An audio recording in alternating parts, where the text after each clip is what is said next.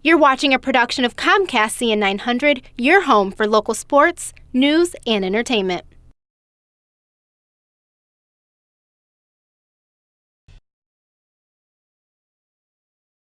Did you know there are 60,000 adults in Genesee County that read at a first grade level?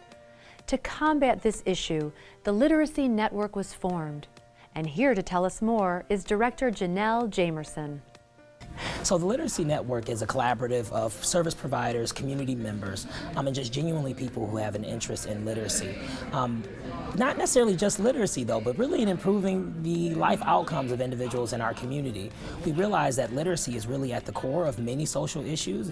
We get there by asking what we call the second question, right? So we look in our community, we say we have high crime.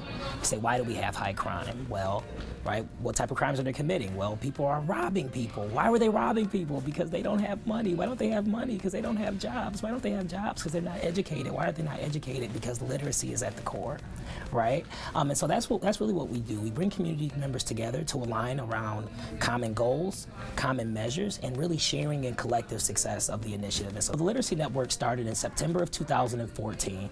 And so from there, we started with the 6-month planning process, focused on what are our needs and issues initially, and then at the end of that 6 months, what are our strategies for implementation? We rested on 2 priority strategies, one being family literacy and the other being youth tutoring and mentoring. From there, we launched a pilot project at the Christ Enrichment Center that serves parents who are receiving assistance from the state who have children between the ages of 2 and 4, and the parent neither has a high school diploma nor a GED. And so the program allows the parents to earn a high school diploma, to earn a GED, while their children are in high quality early learning experiences and also facilitating those parent and child together time activities. So we were launching our Literacy for Life public awareness campaign, and I'm just doing what I do. So we're up and we're talking about all these things, and we had some of the participants from our family literacy program there. And later on that night, I get a Facebook message from a parent, and she spoke. She's a parent in the family literacy program, and she spoke to how the program was impacting her life.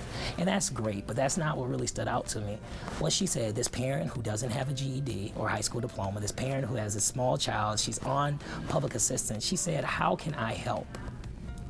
And that's what we want in our community, for people to really look at themselves and understand that, yes, somebody should do something. And you're the someone, you're the person to do something. And that's really what we're working to do as a community, is igniting individuals. You don't have to have a master's degree in literacy, right? If you have a passion for the work, a passion for the people, you can make a difference.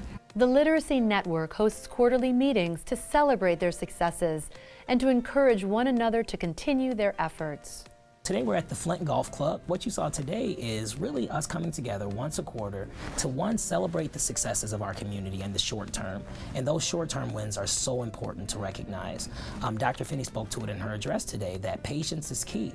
Knowing that these issues did not start overnight, right? That they're not isolated to a particular population, but there are a number of things systemically and culturally in our community that's impacting this. And so we want people to be able to come together and really celebrate what we're doing, but then also remind the community that we still have work to do. Dr. Finney's address today was really to help, again, expand our understanding of what's happening.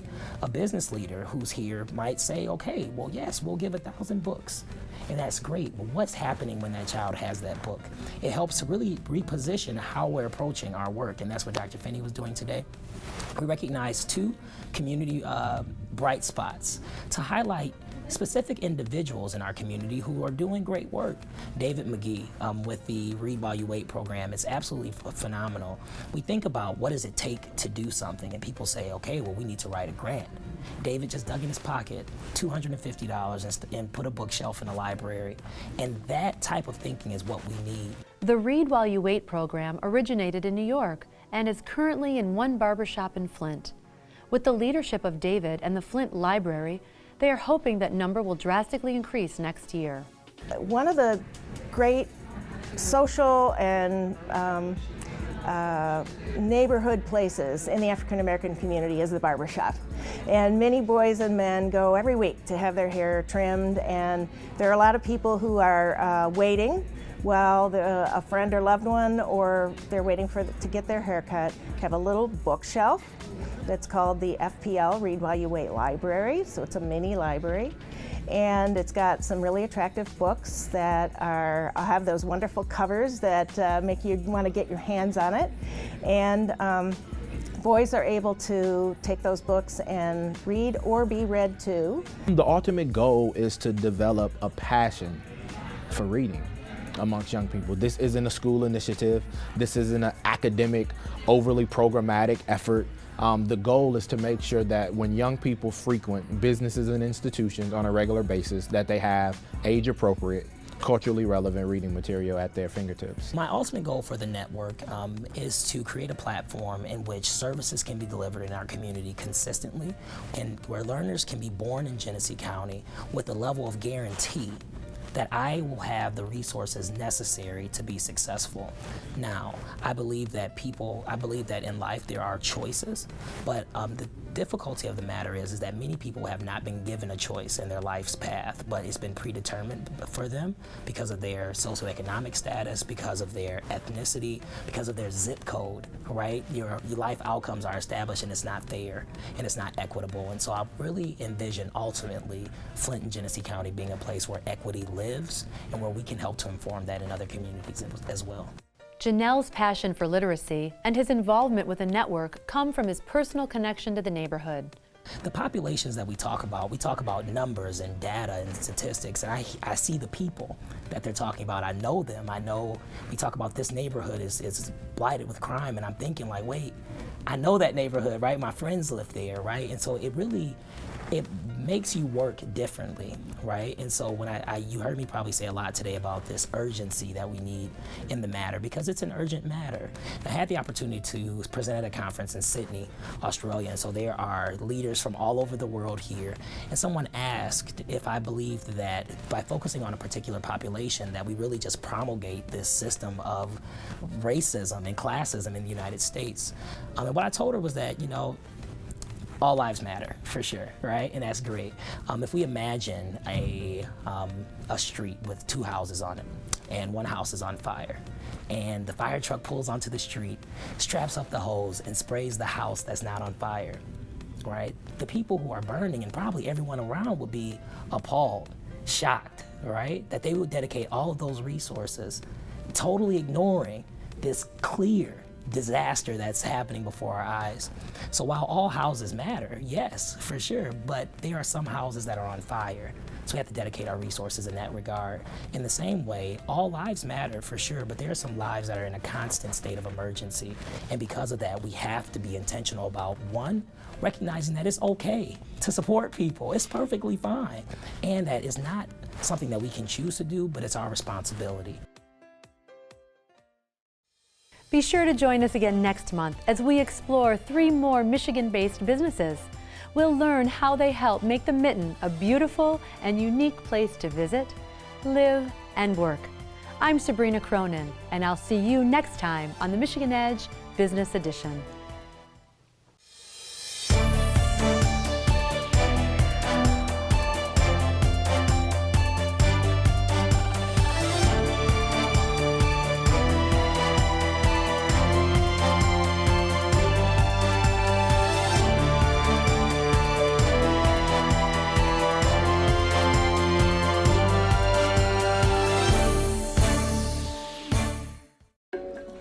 The only way to get better is to challenge yourself, and that's what we're doing at Xfinity.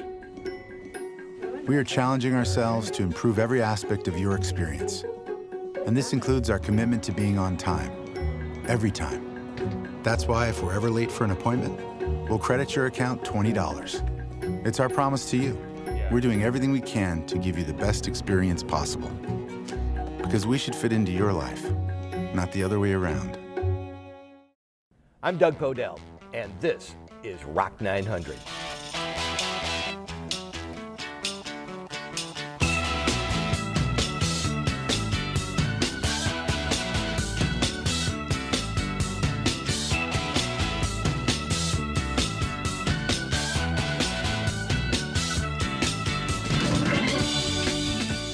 Catch Rock 900 every Tuesday night at 9 right here on CN 900.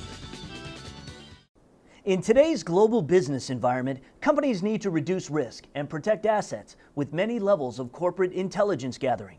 Mackinac Partners business intelligence, due diligence, investigations, and corporate security practice can help businesses and investment firms avoid or mitigate risks. Mackinac Partners services are performed by experienced former Secret Service and FBI personnel that can identify vulnerabilities and respond to financial concerns, reputational issues, and cyber threats. Make informed decisions with Mackinac Partners. Hi, I'm TJ Lang of the Green Bay Packers, and you're watching State Champs, the world champions of high school sports.